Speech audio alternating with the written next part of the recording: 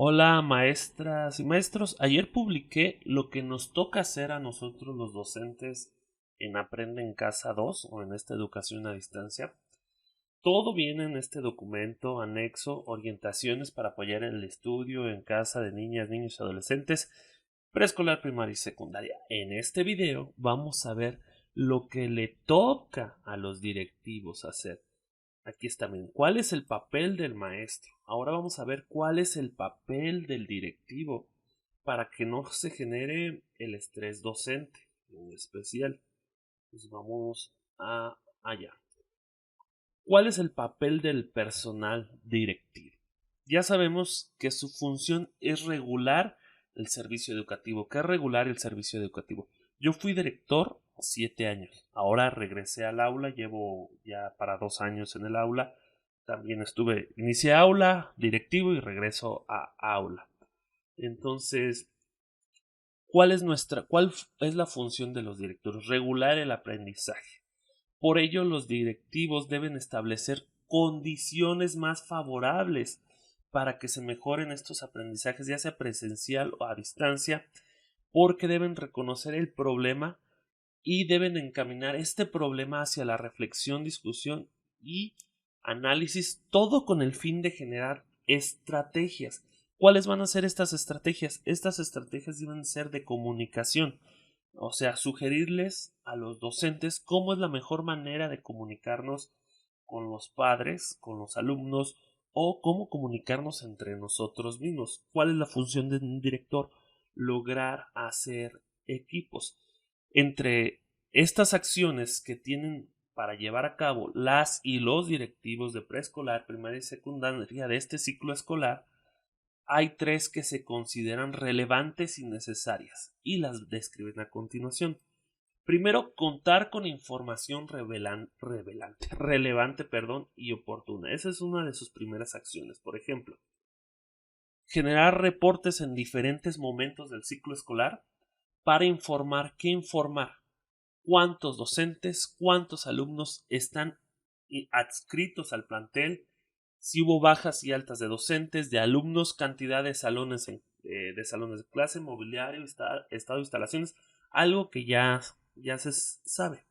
Pero además de ese censo que siempre se hace año con año, o censo o diagnóstico, que no sea solo información a alguna autoridad educativa, sino que sea información que permita conocer y comprender cómo mejorar la situación actual de los docentes y de los alumnos para poder tomar decisiones viables, pertinentes e inmediatas.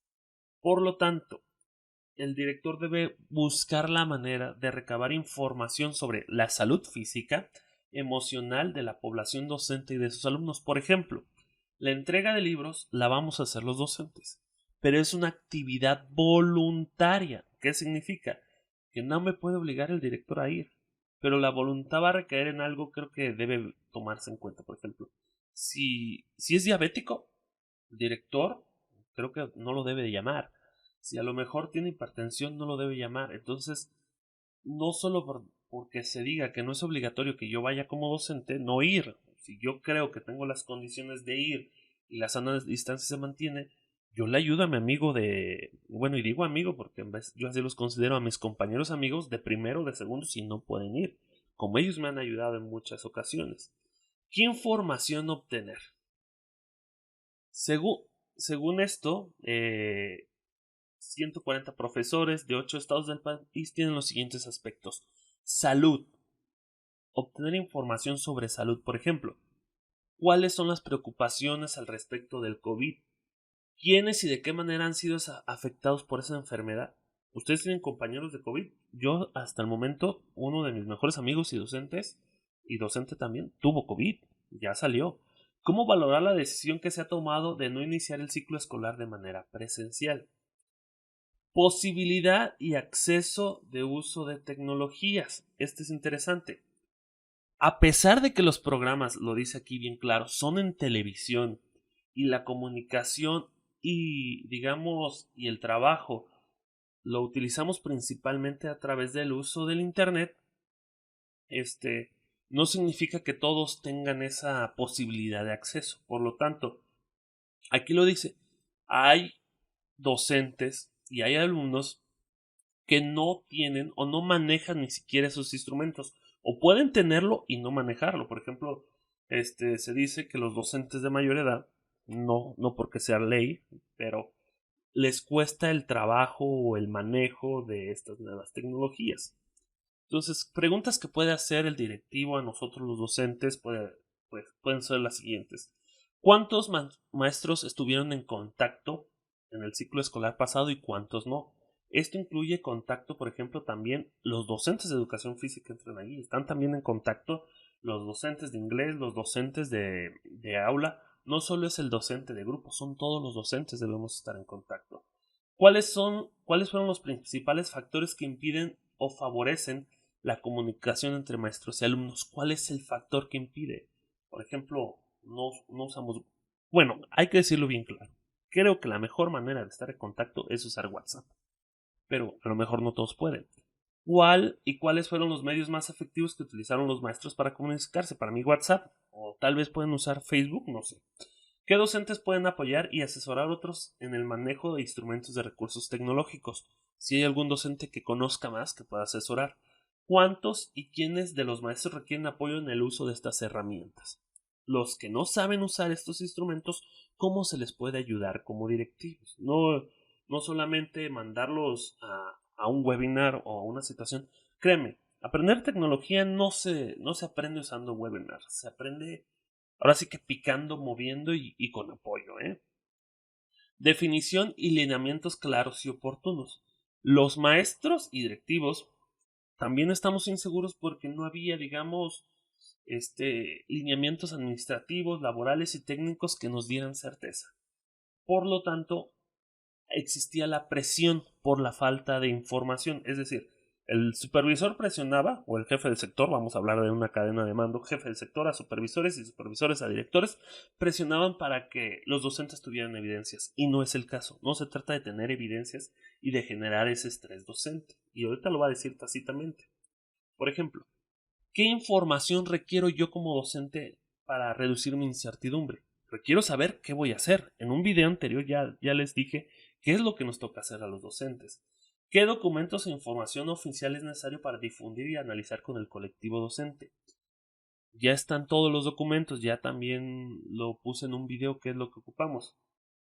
¿A través de qué medios nos mantenemos informados? Nosotros tenemos un grupo de WhatsApp y ese puede ser. La población marginal y vulnerable. También debe reconocer que hay temas de desigualdad, que no todos tienen acceso a programas de televisión, no todos podemos imprimir y distribuir materiales. La escuela puede imprimir y distribuir materiales, hay que preguntarnos a eso, que elaboran los maestros, así como poco interés de los padres para que con sus hijos continúen sus estudios. El directivo tendrá que entender estas cuestiones, más que nada, para no generar un estrés sin sentido. ¿Cómo? ¿Por qué los alumnos no se han podido contactar? ¿Qué información se tiene de los alumnos de primer grado que entran a primaria, secundaria, en este caso, para hacer, un diagnóstico? ¿Cuáles son los riesgos de abandono escolar y por qué materias? ¿Quiénes son? ¿Qué información se ocupa? ¿Qué maestros se encuentran en situación de mayor vulnerabilidad? Esta palabra no me salió. Vulnerabilidad, perdón. Entonces, conocer esto. Entonces, ¿qué se les sugiere a ellos?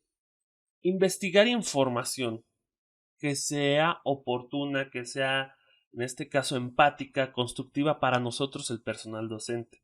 Por lo tanto, dialogar y tener un impacto afectivo de respeto para sentirnos reconocidos, tomados en cuenta y respetados. ¿Cómo obtener esta información que se viene mencionando? La situación es sencilla, nos pueden hacer cuestionarios y los docentes tener la voluntad de contestarlos.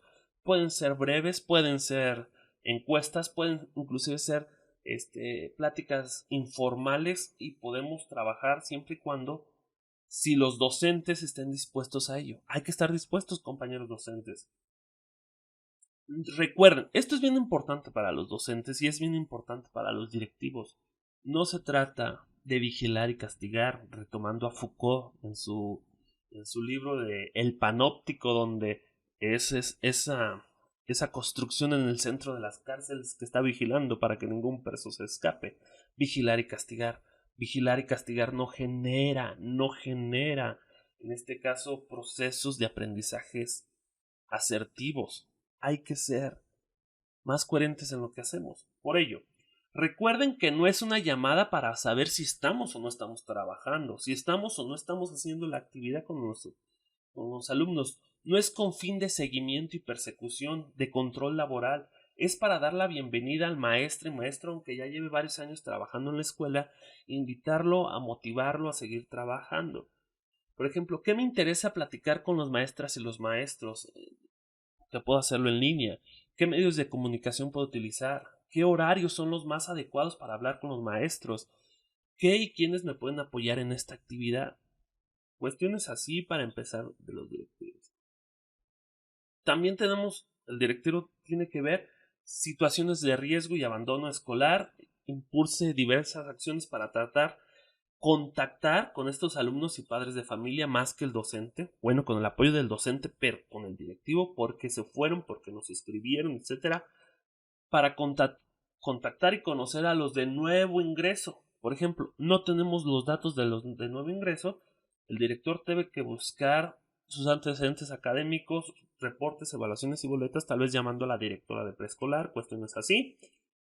El papel del director, como le dice aquí, es fundamental, ya que es quien tiene la posibilidad de tener o conseguir información que requieren los maestros que van a atender niños y niñas de nuevo ingreso. ¿Ok? Acciones y apoyo de acompañamiento de enseñanza-aprendizaje. Aquí vienen ciertas acciones, por ejemplo. 1. Crear espacios y buscar medios para escuchar y sentir y pensar de los maestros. Dar información con mayor seguridad de lo que está siendo correcto y posible. 3. Respaldar ideas y propuestas que favorezcan el intercambio de saberes. 4. Proporcionar un apoyo puntual a alumnas y alumnos en situación de rezago académico. Generar acuerdos. 5. Generar acuerdos y criterios para evaluar aprendizajes en este periodo. 6. Desarrollar materiales de apoyo de aprendizaje. 7. Promover la participación responsable de las padres y madres de familia. Acciones para favorecer la comunicación e intercambio de saberes y experiencias docentes. Se pide que, bueno, en este ya no me aparecen mis subrayados, pero vamos a ver. ¿Qué se pide en este? En este se pide esto, que ayudemos o que nos informen para motivar a los alumnos, revisar los programas con antelación para saber qué vamos a poner los docentes, diseñar y adaptar actividades académicas y escolares. Bueno, ahí va el consejo. No pidan planeaciones todavía, hoy estamos a 14 de agosto, no pidan planeaciones, porque ocupamos saber qué programas de televisión se van a transmitir en la semana de anticipación. Es decir, una semana antes podemos planear la semana que viene de trabajo, no desde ahora. Es decir, esperemos que nos den, en este caso, la programación, sobre la programación que podemos planear los docentes y no es una actividad diaria, es solo que el docente la considere totalmente necesaria.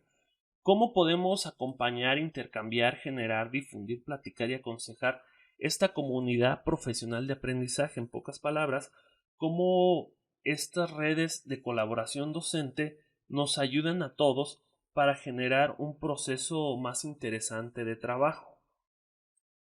Por ejemplo, algo que no deben hacer. Y esto es un mensaje claro. Hubo directores y supervisores que en el último periodo del ciclo escolar pasado contribuyeron de manera significativa a motivar, orientar para salir adelante en la situación. Pero en contraste, también hubo otros que con sus decisiones y solicitudes aumentaron el nivel de estrés y tensión entre los docentes al exigir que en distintas formas se mostraran evidencias del trabajo realizado con estudiantes. Esto ocasionó que aumentara en algunos casos de manera desmedida el número de tareas y ejercicios a realizarse en casa. Aprende en casa 2 lo dice bien claro, no generar tanto trabajo. Ya lo dijo el secretario, no generar inclusive tantas tareas. Son actividades, ya lo mencioné en el video anterior para no repetirlo, que hagan pensar y que podamos retroalimentar. Y como ya sabemos que la comunicación va a ser diferente, no saturar. Pero si los directores, supervisores empiezan a exigir evidencias, lo único que generan es la saturación.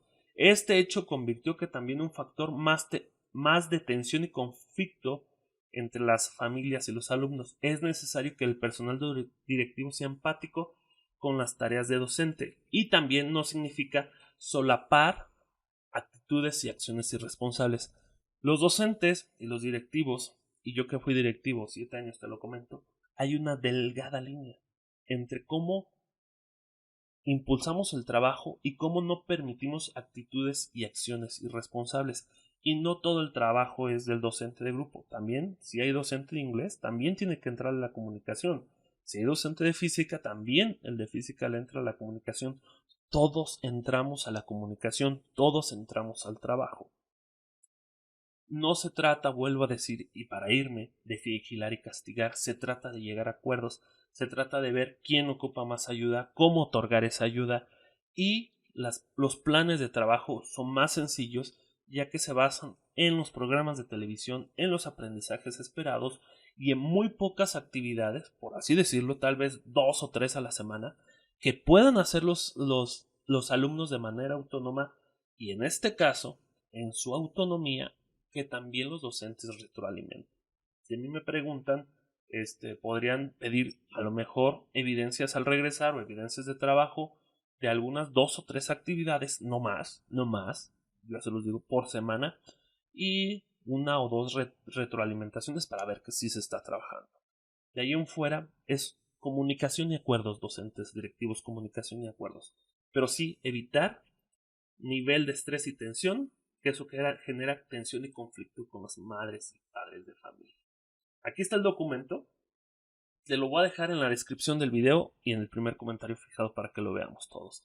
Esto, entonces, ya después de este video ya sabemos qué nos toca a los docentes, qué nos toca a los directivos y a dar lo mejor cada uno de nosotros. Te dejo videos sugeridos, aquí te va a aparecer el video sugerido, por ejemplo, el, el de los docentes y también ya videos de la fase intensiva. Un saludo y nos vemos hasta la próxima. Te mando un abrazo.